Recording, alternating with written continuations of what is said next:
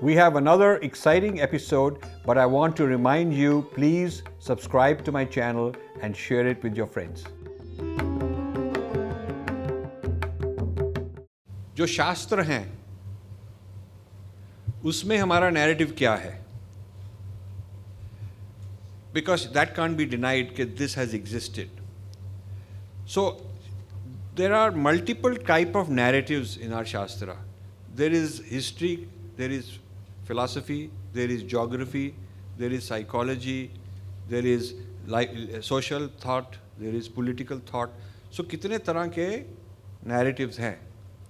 So in this I am showing the idea of Vedic rhythm, how Vedic rhythm explaining at the highest level of the cosmos, and how that same rhythm is involuted, encoded at lower and lower and lower levels in the plants.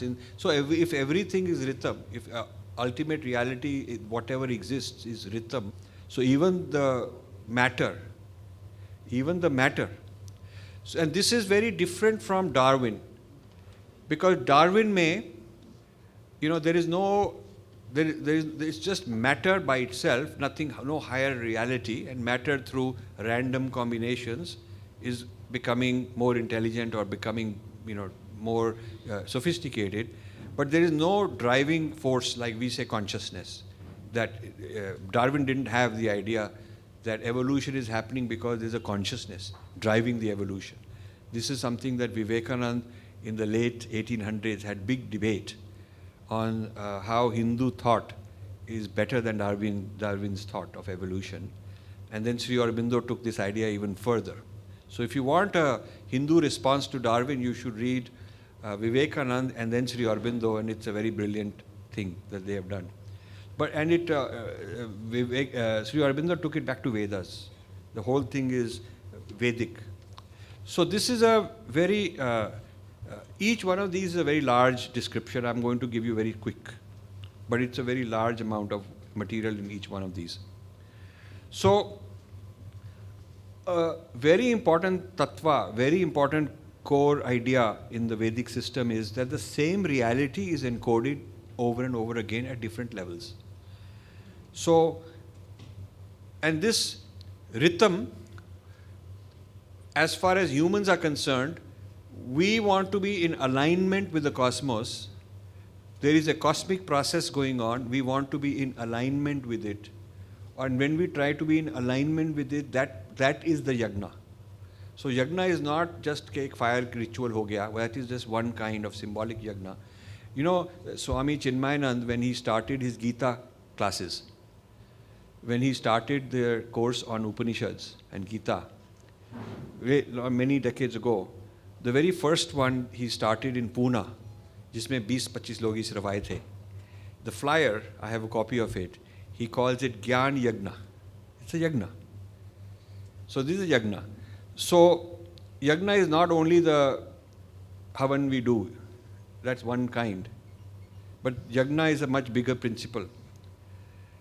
So the point I'm making here is that the nature of reality is sort of nested, one inside the other, inside the other, inside the other. So it is not broken. This is not separate things. And so at any level of this, you can have a representation. You can have a description of, somebody can describe it at the cosmic level, somebody can describe how the same principle working in a small object. But it is the same principle that's working in all of these. So the result of this is that we can have, when we talk about what is our narrative, the narrative can be of many kinds. So I'll just list very quickly. We can have cosmology as a narrative. Cosmology. I mean, what is the cosmos? We can have sacred geography. But how the cosmic consciousness is encoded in the earth ecosystem, sacred rivers, mountains, with different places being sacred. Now this is very important for you to understand. I don't know how many of you realize the difference between sacred and holy. When they say Arab lands, Makkah is holy and Jerusalem is holy, Holy Bible, Holy Quran, please, if you go to, and in my book I've explained, in Indira's Net, I've explained the difference between holy and sacred. In the Abrahamic religions, certain places and certain book can be holy, but not sacred. In fact, if you talk to a learned Islamic scholar and you ask him, is the Quran sacred or holy, he will say it is holy, not sacred. Very important difference. The difference is, sacred means the divine is present here in this matter. ये जो remote है, इसमें divine है. ये microphone में है, हमारे body में है. Whereas holy merely means that some important event happened, but divine, God is not present in there. Actually, God is not present in the masjid. Please know that. There is nothing like pran pratishta, that divine God, Allah has come into this form. No. That is called idolatry and it's banned. It's very important to understand these things. In the church, in the synagogue, in the holy sites, it's not that that this is pran pratishta, here is divine presence. They are not sacred, they are holy. That's a very important difference. So we have a sacred geography, they have a holy lands. So our people carelessly translate कि बस सब same ही होगा, चलो वो ऐसे ही ऐसे. It is very poor translations जो हम equate करते हैं. So then there is itihas. And I've argued in great detail why you can't equate it with history. History is not exactly the same as itihas. Because you see, उनका जो पुराना type है, Bible, it is like a Puran type thing.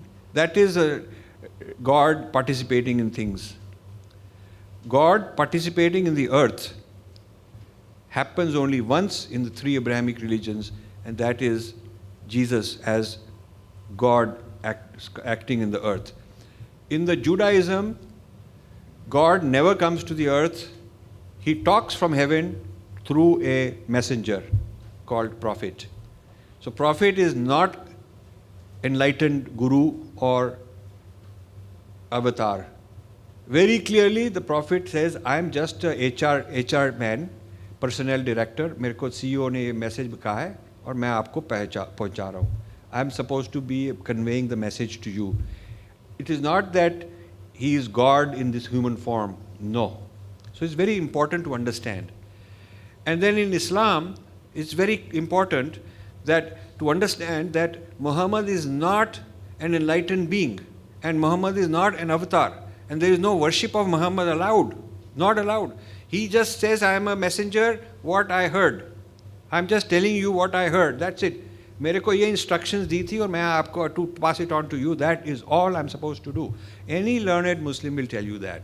Our people are so ignorant. We keep saying, अच्छा this हमारा वो अवतार था, आपका भी मोहम्मद है. It's a big insult to them because you are destroying and dismantling their whole cosmology. Their philosophy and their cosmology do not have God in human form, neither in Judaism nor in Islam. In Christianity, only as Jesus. So Pope is a holy man, but he is not an incarnation. He is not a spiritually enlightened being. He doesn't claim Tattvamasi. He doesn't claim that he is Satchitanand. He doesn't claim that. He's a teacher and he's a CEO. So he's more like a Kshatriya or a Brahmin, maybe combination. Nowadays also a Vaishya. But he's certainly not an enlightened being. And I'm talking about their claim. I'm not making my claim. So you see our narrative, what is distinct about our narrative is so much that is distinct about our narrative. The Itihas is a story of divine play. It is not just a secular story I can learn lessons from. That's a distortion. According to our tradition, it is the divine play.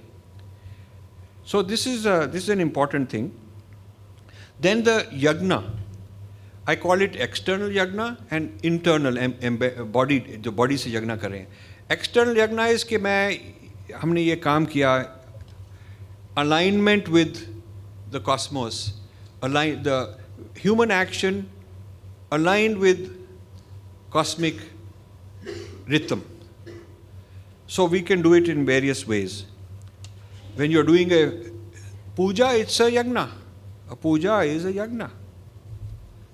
So the internal embodied yagna is I'm dancing. The real sacred dance is I am enacting the cosmology. With my body, I'm enacting the cosmology. And I'm a singer. My swar, my song, my whole singing and the music is actually a manifestation of very divine energy through me. It's a Shakti playing through me. So the whole system is so sacred. So then when you come to social, so you see the same cycle in the cosmos cycle, at another level it is the earth, universe, material plane cycle. There is cycles in the ecology. At another level there is human society, social cycle. At another level there is the individual, my body, my life cycle, from one birth to the next. So the cyclical nature is in every level. So the description of the cyclical nature and how to balance it with the cosmos, this is what the Dharma Shastra is trying to say. And as far as the aspect of governance, the role of the Raja and whatnot, how he's supposed to do and all that is the Artha Shastra. So these are Indian social theories and Indian political theories that are basically to be interpreted with a Vedic point of view. This is the point I'm making. And then even the Laukika realm, like medicine, you take medicine as an example of very material, practical advancement that people made in our culture, cannot be separated from this whole spiritual dimension. So so in other words, my job is very difficult to capture the narratives of our culture because कितने narratives हैं? It is not के एक दो मेरे को lot of people told me कि आप history की book लिख दीजिए, सारा हमारा problem solve हो जाएगा. हमारी आइडेंटिटी के लिए आप एक you are the right person, आप history की book लिख दीजिए. Actually the project is so much bigger because you have to write about the Indian narrative. उसमें history एक part है. But who we are is all of these things. Now I'm going to tell you why this is important. देखिए, we are told कि Vedic culture is same as pagan. We are told. Okay. So I have gone in the many years I've been going around various places. तो मैं pagan लोगों को बहुत उनसे बातचीत करता हूँ कि I want to understand them and I understand quite a lot of the different groups, Celtics, Druids, इस तरह के जो groups हैं. पहली बार तो ये है कि the word pagan is an insult. They find it insulting. Pagan means जो पेंडू है, गवार है, sophisticated नहीं है. Christians ने उनको pagan बना दिया, उनका नाम ये दिया कि आप लोग sophisticated नहीं हो, because Romans were the rulers और वो Christianity spread कर रहे थे. और जो रोमन रूलर्स क्रिश्चियनिटी स्प्रेड कर रहे थे अपने आप को सोफिस्टिकेटेड कॉस्मोपॉलिटन समझते थे और जो लोग क्रिश्चियन नहीं बने उनको कहते थे कि तुम लोग तो पेगन हो, मतलब तुम गंवार लोग हो, you are backward. So after a while the word pagan became normal. Unfortunately, a lot of our people, when we are collaborating with them, we start calling them pagan. We can use it because it's common, but we should understand and clarify कि हमको पता है ये बात, it is not a proper term. So ये जो Wicca, they are called Wicca people, nature faiths. They are the spiritual traditions from nature, rather than some prophet coming from somewhere. This is part of nature worship. I wanted to find out not what is similar, what is different. What is it about Vedic tradition that is different from all these so-called pagan traditions? And the most important difference I found is that they don't have Shastra. This is so big, so big. So my whole talk is because of my discovery that these other non-Abrahamic religions, there are Abrahamic religions, 3 of them. Non-Abrahamic religions are 50% of the world population. The Abrahamic religions are 50%, about 4 billion. Non-Abrahamic are 4 billion. उसमें से हिंदू भी, Buddhist धर्मा भी हैं, बाकी cultures के भी हैं.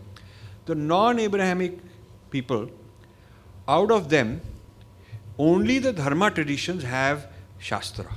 This is very, very big point. Huge point. So, because they don't have a learned tradition, a Brahmin class of people whose job, whole life is to preserve these Shastra, memorize them, understand them, keep writing on palm leaves, teach it to the next generation. ऐसे शास्त्रा का उनका system नहीं था. So what happened is they have practice. I'll go to the next slide because in any case I should move faster. अब ये slide है, इसमें मैंने center में कहा learned tradition, जो हमारी संस्कृति में ब्राह्मण्स का काम है. तो ऊपर I have शास्त्रा. We have 3 parts in the learned tradition. एक तो शास्त्र होना चाहिए, एक practitioner. शास्त्र इज नॉट इनफ बिकॉज शास्त्र तो पुस्तक है, आप लाइब्रेरी में रख दो, भूल जाओ. तो प्रैक्टिशनर भी चाहिए जो वो प्रैक्टिस करता है, चाहे वो यज्ञ करता है, चाहे वो पूजा करता है, चाहे वो कथा करता है, जो भी करता है वो कुछ करता है, प्रैक्टिस करता है. एंड थर्ड इज इंस्टीट्यूशन, जो हमारे मुताबिक उसको हम परंपरा कह सकते हैं. सो the learned tradition had Shastra and practitioners every time, every generation, and a parampara. These 3 combination is the reason we did not get destroyed like the pagans. When people ask me, why is it that Hinduism survives after so much conquest, so much of this, while the pagans got destroyed like that? After all, Egypt mein jo the, when Islam came, ये इतनी great Egyptian civilization vanished. जिन्होंने pyramids बनाए थे, और ये जो Europe में थे, they vanished. All these pagan people vanished. North America, South America, उनमें भी प्रीस्ट थे, प्रीस्टेस थी, उनके आगमा टाइप रिचुअल्स थे, कोई कैसा रिचुअल, कोई कैसा ritual. Practitioner, they had practitioners and they had paramparas. Because there is a priest, उसके सक्सेसर एंसेस्टर्स को वो रिस्पेक्ट करते थे. So all these non Abrahamic religions have practitioners, have parampara, but outside of the dharma traditions they don't have shastra. There is nobody has discovered कि something like Vedas exists as a text in any of those traditions. This is my discovery. To point this out, not claiming it of my own, but after talking to hundreds of those people, researchers वगैरह कि आपके text कहाँ हैं, I found कि वो सब कुछ equivalent था. हम ये रिचुअल कर रहे हैं, उनके पास भी कोई है रिचुअल. हम कह रहे हैं ये हमारी परंपरा है, उसके पहले वो गुरु था, उसके पहले वो था, उनकी भी ऐसे है. They have something like that. But they cannot, I say, well, now what do you have as the foundational text? Like, what is Veda? Where is your Veda? They do not have that, nor do they feel they ever had it. So you see, this is a very big point. If we want to connect with non-Abrahamic religions and have alliance with them, have international alliance with them, we should know how to respect them, and we should know what we have that they may want. Because without Shastra, it is easy to destroy. आप एक generation के लोगों को मिटा दो, next generation Shastra है नहीं, they can't revive it. The benefit we have is that if you go and you kill off all these people, as long as somebody knows how to read Sanskrit, तो वो शास्त्र पढ़ के दोबारा पैदा हो जाएगा. It will revive. Do you see that? So this is a very big discovery. It is so big for me that it is worth a whole treatment in my book. This is an original idea, that without Shastra, we might have had the greatest practitioners doing all the yagnas and, many lineages, but itne heavy duty invasions हुए हमारे. We may have had many lineages, but the invasions and the destruction would have finished us off if it were not for the Shastra. You see my point. It's a very big point. It's worth writing a book. तो मैं ये लिख रहा हूँ. So you have to, those who want to help me should contact me later because I can use all the help. The Shastra is the genius of India.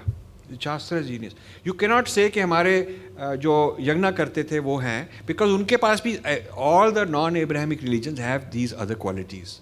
They don't have Shastra. उनके पास वेद, वेदांत, उपनिषद ये चीज़ें नहीं हैं. Neither oral nor written. Neither oral nor written. They don't have. And they survived as long as each generation could teach somebody else, and then they could teach the next generation, they could teach the next generation. तो उसमें वो लग रहे हुए थे, परंपरा लगी हुई थी, practitioners की परंपरा लगी हुई थी, but they did not have an intellectual, scholarly tradition of people who analyze, debate, argue. वो आप text से ही कर सकते हैं. You need a basic text जिसके ऊपर आप argue कर सकते हैं. You need something, and then you can say चलो इसका मतलब निकालो, argue करो. So this solidified our tradition. Now, I want to also go quick, but अच्छा ये जो मेरे टेबल है, इसमें जो पहला कॉलम है, these are the different types of narratives जो मैंने पहले बताए थे आपको. ये है cosmology है, sacred geography है, इतिहास है, सब हैं. लेकिन each of these has a personal dimension. आप अपनी बॉडी में, अपने पर्सनल लाइफ में आपके narratives हैं ये. These are narratives for the individual. These are narratives that you can apply to the family, to the community, jati or community, to the whole country, because there's a sacredness, there's a itihas of the country, and then you can apply it to the whole world, you can apply it to the whole cosmos. So the narrative business is very complicated. If somebody wants to write about narratives of our narratives, so it is not only those 7 or 8 rows, but each of them can be has personal level, family के बारे में है ये narrative. आप देश के बारे में कह रहे हैं, आप क्या कह रहे हैं, सारे ह्यूमन बीइंग्स के बारे में कह रहे हैं. तो the narrative has so many different levels of the theatre. It's like a theatre with many stages where the narrative is playing. So this means that this business of grand narrative is a very, very big job. That I've been doing this for so many years. Then there is another political question. At all these levels of narrative, you can say it is sacred. Somebody else says it is secular. ये जो कहानी है, ये secular कहानी है. It is nothing to do with sacred. ये मैं Sheldon Pollock loves Sanskrit, but all the Vedas and all the Shastras, no divine presence. It is secular. Dance हो रहा है, poetry हो रही है, काव्या हो रहा है. इसमें कोई सेक्रेट वेक्रेट बात नहीं है. पर इसमें विमेन को अब्यूज़ किया जा रहा है, माइनॉरिटीज़ को अब्यूज़ किया जा रहा है, कास्ट को अब्यूज़ किया जा रहा है, वो निकालेंगे. सो सेक्रेट को फेंको और ह्यूमन राइट्स को डालो दृष्टि में. This is the game. So you see, you can have sacred view, sacred drishti towards all this. Or you can have a secular but respectful. कि भी चलो अच्छी बात है, अच्छी कहानी है, अच्छी पोइट्री लिखी थी इसने फलाने ने. Ramayana is a nice poetry, beautiful poetry. God word और सेक्रेड वैकेट कुछ नहीं है. And then the third column is कि इसमें से ह्यूमन राइट्स निकालो, प्रॉब्लम्स, बदनामी करो. So you see how many ways of looking at our narrative. Okay, how many ways? कितने complicated बात है. So then I'll move faster because each of these takes a long time to explain. I'll just move faster. This is what I want to talk about. I'll skip a few, but this is what I want to talk about. ये जो there is a very tempting thing called post modernism, जो वेदांत को resemble करती है, लेकिन वो बहुत खतरनाक चीज़ है. If you understand post modernism, you will see that's a western construction which become very fashionable in India. For the last 2 generations, everybody who knows English and want to study, want to be postmodernist. So what has happened is, एक तो postmodernists took a lot of stuff from our Shastras. They removed the sacred, वो काट दिया. They gave it a little twist. अपनी बहुत complicated vocabulary निकाली ताकि हमारे लोगों को समझ ही ना आए कि क्या बात है। और ये फिर अंग्रेजियत वाले जो हैं, इंग्लिश ऑनर्स वगैरह करते हैं, उनके थ्रू दोबारा इंडिया में भेजा गया। And for the last 2 generations our traditional Sanskrit people don't know ये हो भी क्या रहा है। ये जो उल्टी थिंकिंग वाले लोग हैं कहाँ से पैदा हुए, we don't even know that. And I have found this, I go to all the Sanskrit places, try to get help, and they don't know, they haven't studied all this. So I'll tell you a little bit. It will be quite surprising. This is quite surprising. Ferdinand Saussure is considered to be the father of something called structuralism, which led to the next thing called post-structuralism. This is a Western term. He invented what is called structuralism, which then got evolved into something called post-structuralism, meaning beyond that. And post-structuralism is what is now called postmodernism. So when you do the history of postmodernism, the original big thinker they have is Ferdinand Saussure. What they don't tell you is that his PhD was in Sanskrit. He wrote his PhD on Panini's grammar. And he taught, in my opinion, the 3 things, the 3 levels of speech. If you understand his idea of what is speech, what is what we call shabd, vak, and he came up with his vocabulary. इतनी जादू किया कि हमारे लोगों को समझ नहीं आया क्या बोला है. So he removed paravak, because paravak means that you are acknowledging spirituality, there is a transcendent realm. वो है ही नहीं उसके सिस्टम में. पश्यंती, मध्यम, वैखरी, he has his own vocabulary. And पश्यंती को उसने कहा word image, word hyphen image. Word we have image, it's a very deep in the conscious. Word image, उसमें से फिर निकलता है. So sign, signified, signifier, signified. He came up with this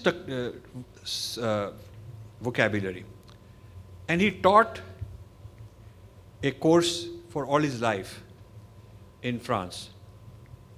After he died, his students compiled the class notes, edited here there, जो उनको समझ नहीं आया, जो उनका fit नहीं किया. They published a book posthumously authored by their professor. That book is titled Structuralism. This is the origin of structuralism in the West. This structuralism is basically the 4 level of vak with 1 level cut out because it doesn't fit. So you can see क्या हो रहा है. तो इतनी बड़ी कहानी जो हम लिख रहे हैं कि कैसे डिस्टॉर्शन हुई, डिस्ट्रक्शन हुआ, तो यू कैन सी एक लाइन, एक चैप्टर बन सकता है. Jung, Carl Jung, he was the greatest student of Freud, and then he had fight with Freud, and he started Jungian thought, school of Jungian thought. उसके ऊपर मैंने एक पुस्तक लिखी है, पब्लिश नहीं की, अब मैं पब्लिश करना चाहता हूँ. It is about, I did an analysis. Jung studied so much Indian thought through Western translations. And in Zurich, he taught Summer Institute in the 1930s, where he had courses called Chakra, Kundalini, Tantra. These are terms, he used these terms. He was very impressed by our psychology theory. Now, in his, and I have a diagram, मैं अभी Delhi University में 22nd को एक lecture दूंगा on mind sciences, Western mind sciences and the unacknowledged Indian sources. तो उसमें मैं ये diagram दिखाऊंगा. वो उसने सारे चक्रास जो हैं, lower 5 he could accept, and he was very impressed. He digested that into his own terminology and some little Christian spin, ताकि Christian लोग भी खुश रहें. और he used the word chakra, and he used the word kundalini. He used those words. top two, where you are talking about transcendence, about non-dual,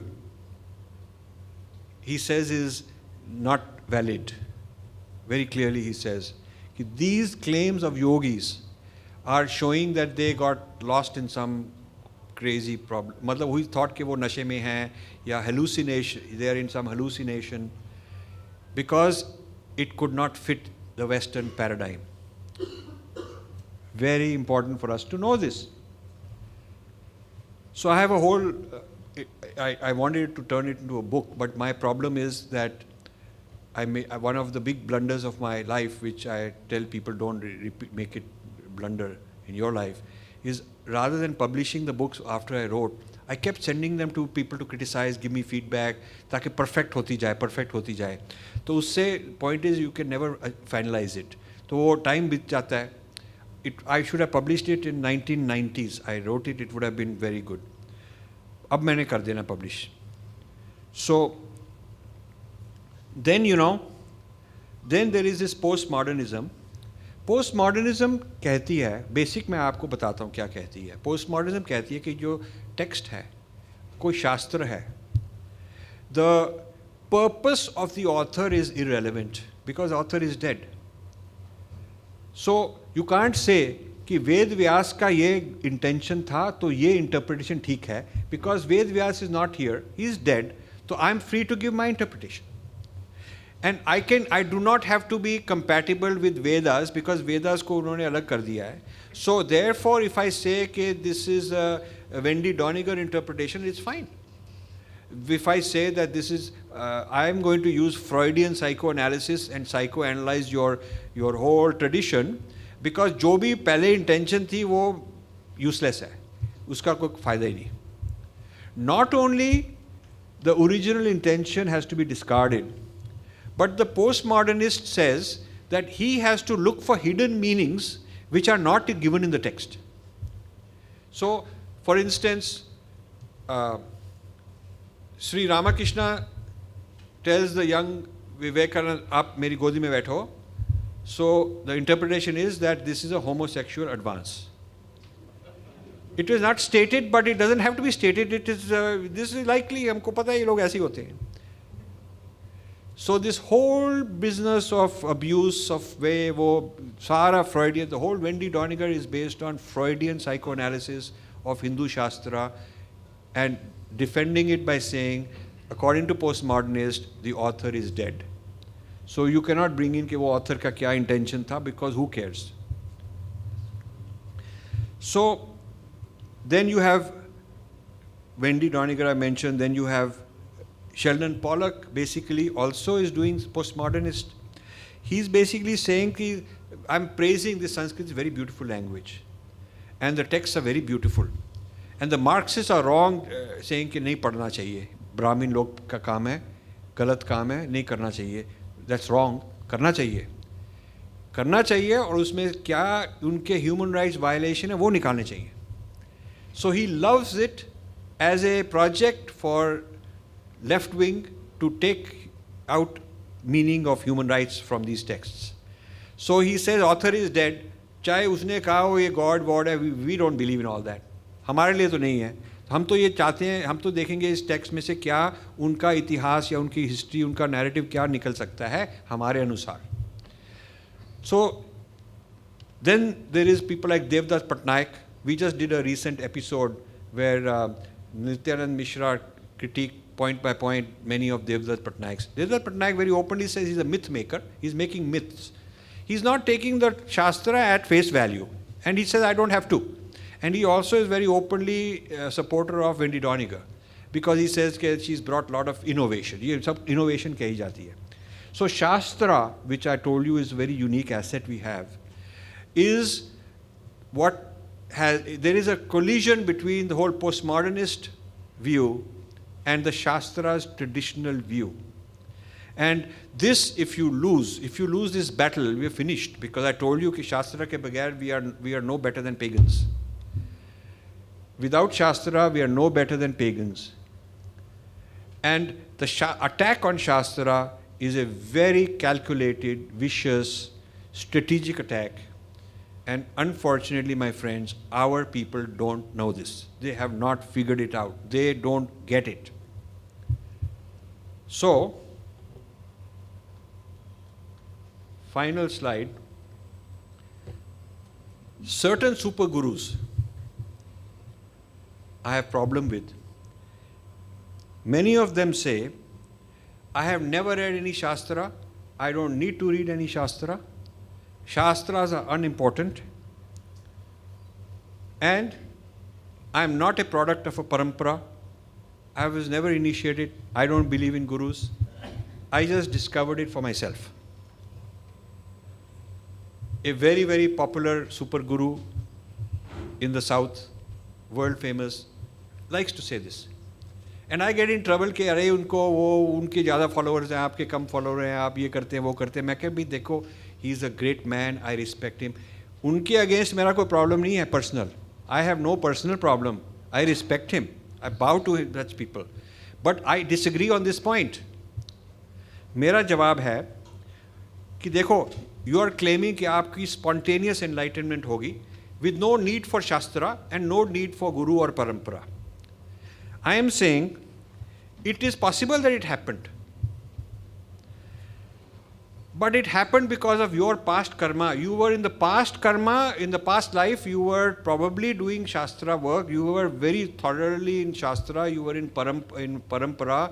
आपने बहुत तपस्या की होगी और फिर you died और this birth में आपके बड़ी जल्दी आपको enlightenment मिल गई. I am not denying. I am saying आपका हो गया. लेकिन जो आप सिखा रहे हो आप लोगों को कि शास्त्र की ज़रूरत नहीं, परंपरा की ज़रूरत नहीं, वो उनके लिए गलत है, because they are not like you. उनको ये चीज़ें चाहिए. 99.99% of the people need texts, knowledge, guru, teacher, teach a system, and then gradually they'll evolve. Maybe there's 0.001% because of previous life karma.